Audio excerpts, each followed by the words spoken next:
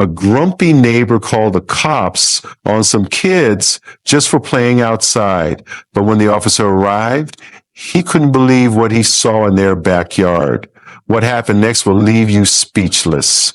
Don't forget to like, share, and subscribe. It all started on a sunny Saturday afternoon in a quiet suburban neighborhood. The kind of place where everyone knows everyone, or at least they think they do. Kids were out playing in the yard of the Thompson family. 3 boys, ages 8, 10, and 12, named Jake, Ethan, and Mason.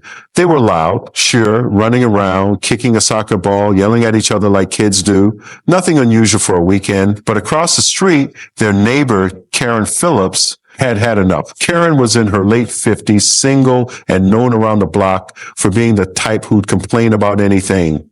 Leaves on her lawn, cars parked too close to her driveway, even the sound of birds chirping too early in the morning. That day, she stood at her window, arms crossed, glaring at the Thompson kids. The noise was driving her up the wall. She told their parents, Mark and Lisa Thompson, plenty of times to keep it down, but it never stuck. Today, she decided she wasn't going to take it anymore. She picked up her phone and dialed 911. Yes, hello, this is Karen Phillips at 142 Oak Street, she said, her voice sharp and clipped. I've got a noise disturbance going on here.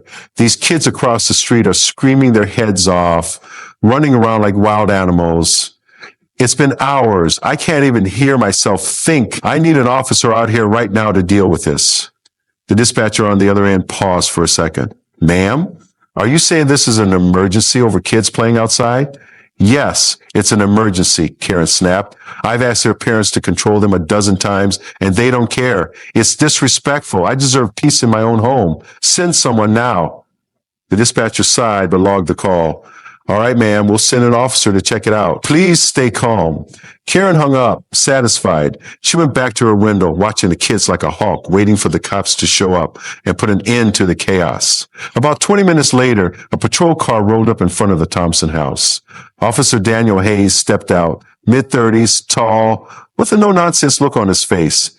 He'd been on the force for 8 years and had seen plenty of neighborhood disputes, but a call about kids playing outside was a new one. He adjusted his belt and walked up to Karen's house first, since she was the complainant. Karen flung her door open before he even knocked. Thank God you're here, she said, pointing across the street. Look at them. Just listen to that racket. I can't live like this. Those parents don't care about anyone but themselves. You need to do something. Officer Hayes nodded politely. I'll go talk to them, ma'am. Let's see what's going on. He crossed the street where the Thompson kids were still chasing each other around the front yard. Jake, the youngest, spotted the cop and froze. Guys, there's a police guy here, he shouted. Ethan and Mason stopped too, staring wide-eyed as Officer Hayes approached. Mark Thompson, their dad, was in the garage tinkering with his car when he heard the commotion. He stepped out, wiping his hands on a rag, and saw the officer. Hey, officer, everything okay? He asked, frowning. Afternoon, sir, Officer Hayes said. I got a call about a noise complaint from your neighbor across the street. She's pretty upset about the kids playing out here. Mark's jaw tightened. You got to be kidding me. Karen called the cops over my kids playing in our own yard? That's what she said, Hayes replied, keeping his tone neutral. Mind if I ask how long they've been out here? Since about noon, Mark said. It's Saturday. They're kids. They're blowing off steam. What's the problem? Before Hayes could answer, Lisa Thompson came out of the house, her arms crossed. She'd overheard the conversation from the porch. Wait a minute, she said, her voice rising. Karen called the police on us? That woman's got some nerve. She's been harassing us for months about every little thing. Now this? Officer Hayes raised a hand. I'm just here to get both sides, ma'am. She says the noise has been going on for hours and it's disturbing her peace. Disturbing her peace? Lisa shot back. What about our peace? She's out there yelling at my kids every other day, banging on her window like a lunatic. We've got every right to let them play here. This is our property, Mark jumped in.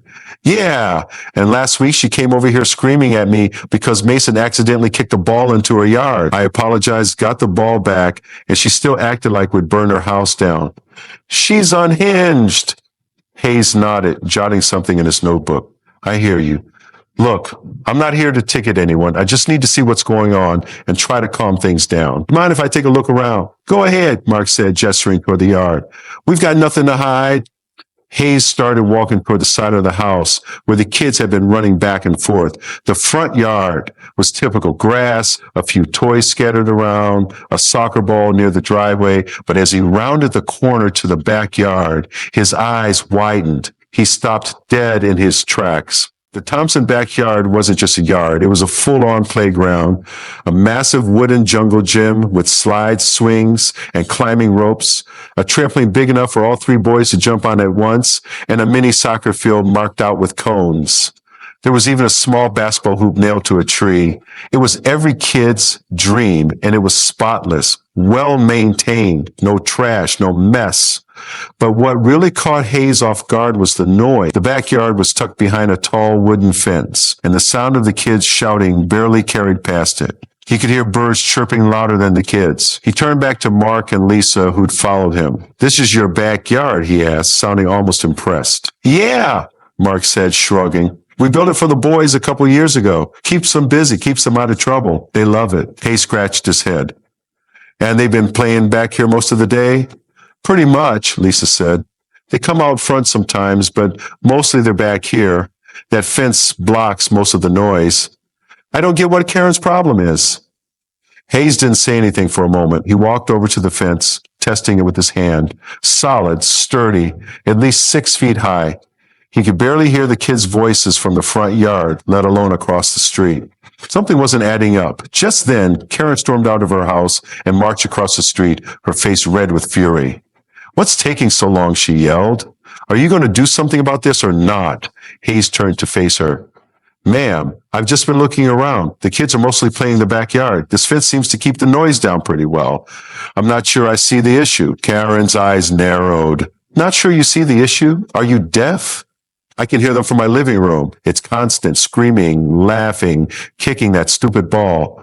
I shouldn't have to put up with it." Lisa stepped forward, her hands on her hips. "Oh, give me a break, Karen. You're acting like they're setting off fireworks at midnight.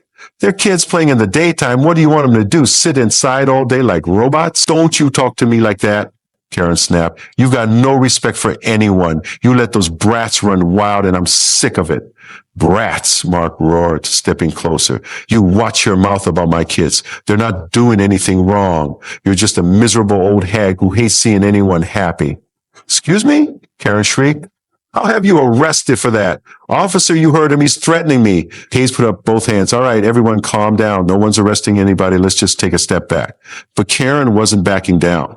"No, I won't calm down. I called you here to fix this, and you're just standing there. Do your job." "My job," Hayes said, his voice firm now, "is to figure out if there's an actual violation here. And from what I can see, these kids are playing on their own property during reasonable hours, and the noise isn't even that bad. I stood in your front yard, ma'am, and I could barely hear them." Karen's mouth dropped open. "Are you serious? You're taking their side?" "I pay my taxes. I have rights. So do they," Hayes said, nodding toward the Thompsons. "They've got the right to enjoy their property too. Unless there's something else going on here, I don't see a crime." "Something else?" Karen scoffed. "What, like they're hiding something? Go ahead, look around. I bet you'll find plenty wrong with that dump they call a backyard." Hayes raised an eyebrow. "All right, if you're insisting." He turned to Mark and Lisa. "Mind if I take a closer look back there, just to settle this?" "Be my guest," Mark said, crossing his arms. "Like I said, nothing to hide." Hayes walked deeper into the backyard, Karen trailing behind him, like she was about to catch the Thompsons red-handed. He checked the jungle gym sturdy, no loose bolts.